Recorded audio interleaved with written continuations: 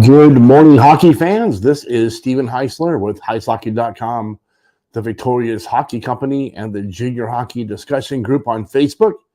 This is the Junior Hockey Morning Show. You can find us on the World Sports Broadcasting Network, WSBN.TV, Facebook, Twitter, YouTube, and more. Today is Wednesday, February 22nd for you. It is Tuesday night here in Orlando. And I have a friend I didn't want to see come back to haunt me today. So tomorrow morning, when you guys are drinking your coffee and watching our show, hopefully I'm in the doctor's office again, because I love going to the doctor's office. It's a blast. All right, today's topic, if I were king, eliminate owner posers.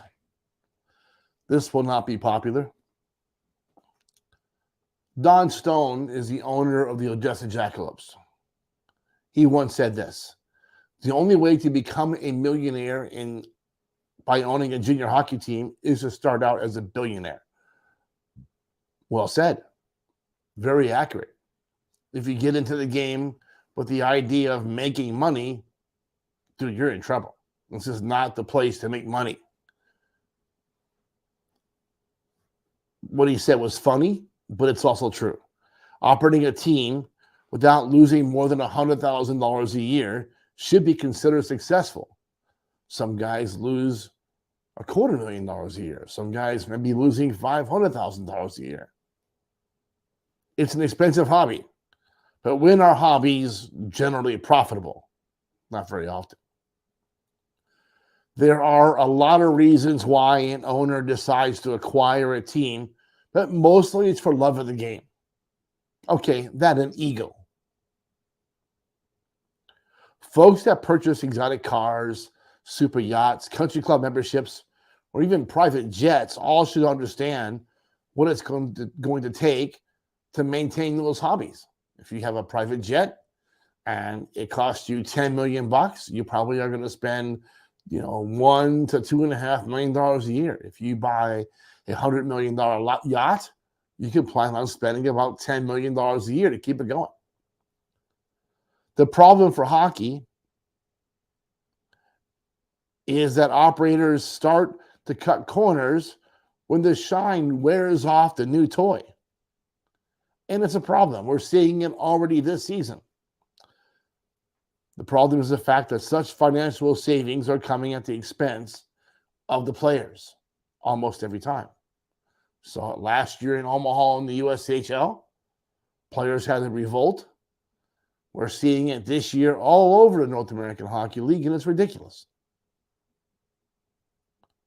Here's the problem. The pre-draft and main camps have become little more than an acceptable form of fundraising for teams. Some operators go over the top and get 12 or more teams on the ice for these camps, while others take 4 teams and charge a fraction of what others charge. Some are about selecting a team, while most others are about filling a bank account. What teams don't really care about is that for a camp that might cost $600 somewhere, parents, kids are flying in from all over the country, renting cars, staying in hotel rooms, eating food, and all the camp might cost $400 or $600. When it's all said and done, they're in for well over $2,500, maybe $3,000. It's a lot of money. Reports of a few NAHL teams are now charging for preseason training camps started to trickle in before the start of the season this year and turned into a full-fledged flood by the showcase. A half dozen families with players at the training camp with the Maine Nordiques opened up that can of worms. We also discovered that Janesville and Kenai River were doing essentially the same thing, but for different reasons. Janesville had their training camp on a college campus, and the low price includes both accommodation and meals. Okay, that might make sense. Kenai River had their training camp at Breezy Point, and I believe they stayed there all the way up until the NAHL showcase. The Brown Bears are notorious for coming up with all kinds of extra charges, and we can spend the whole show talking just about Kenai River. We're not going to do that today. But that's not the case for Maine. All players that were there were responsible for their own meals, and most of the protected players were also being billeted at a single hockey house. The big question must be why. That was supposed to be a big dollar owner. That was supposed to be a lot of things that hasn't materialized, has it? You can ask the poor kids that were down in South Carolina that were there under the NAHL banner because they were there developing for the Nordiques. That was a fiasco. I don't know if anybody got their money back. That team folded before Christmas. Why do owners even get into the North American Hockey League while fully aware of the expectations and standards? Then start to nickel and dime the players. Veteran, tendered, and drafted players should not even be paying for the main camp. And nobody should have to pay for training camp. This new practice is ridiculous. Some teams have found other ways to cut cost. Player housing has been a huge problem in the East, where players are often being stuffed into hockey houses or apartments. Swallowing is hard. Substandard housing and meals is the equivalent of buying a Ferrari, parking it outside, and then filling the tank up with cheap gasoline. Yes, every league has their weak sisters. They have a hard time keeping up. The problems start to pile up when players no longer have faith in the league because the standards set for the level play are not being met. That's a big problem in the NHL. I mean, you have a chain. If you have one chain that's weak, the whole chain's worthless. Danbury's a joke, developmentally, operationally, an absolute horrible, bad joke. The easiest way to address the issue is to eliminate the draft completely and go to a straight card system. Allow teams to protect 24 players and up to 11 affiliates from high school, youth, or the 3HL. Force operators to attract players the same way college hockey programs do, by providing an attractive program. Could you imagine if a college tendered players or drafted players, hey, you may live in Michigan, but we drafted you to come to North Dakota or South Dakota or Nebraska or anywhere else you didn't want to go? Doesn't make any sense. So why is junior hockey doing it? Operators that simply can't maintain standards should have to step aside. Every team in the league should have an account with a minimum of $500,000 balance that the league has access to in the event of an operator default. Maybe reduce that number by $100,000 each year that the team proves they can maintain standards. What are you doing on time? 8 minutes. All right, doing good.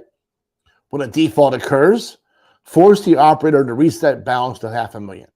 If they can't, membership returns to the league for resale. Easy enough. Buck up, shut up, or get out. How hard can it be? In the past, tier standards were never debatable. But in the last 10 years, operators have been getting away with more and more baloney. Apparently, very few people even care. It's the reluctance of the North American Hockey League to enforce standards, follow the rights and responsibilities contract addendum, or sometimes even selective enforcement of rules that reduces the actual value for each membership. What's the point of having standards if you're not going to maintain them? Who's maintaining them? Who cares? Does anybody at the league office really give a crap?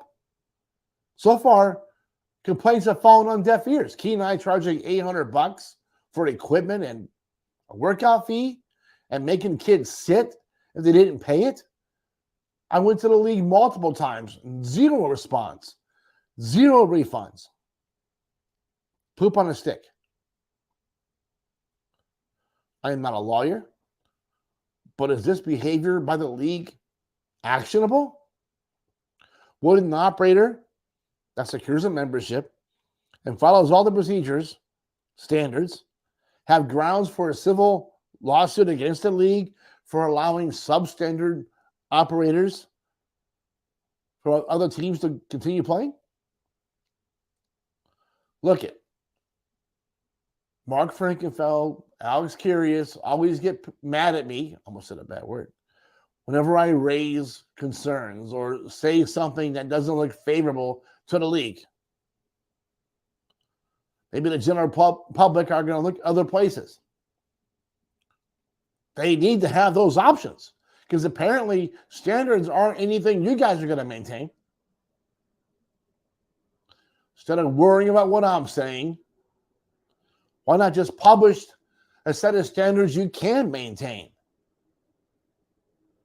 And let families and players see it before signing on the dotted line. Here's what we're going to promise you.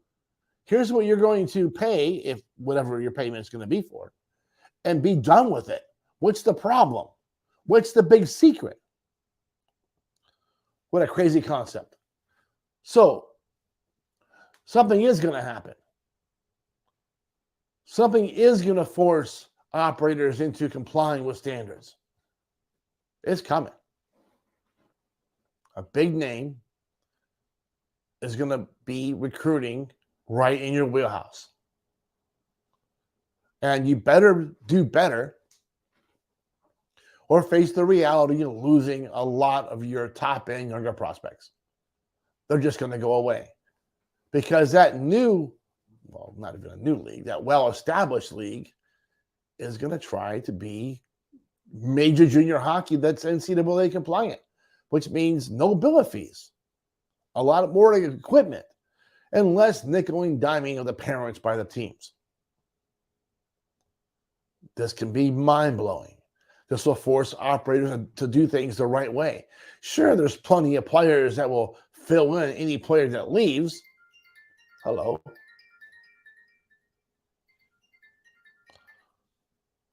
But that's the way it is.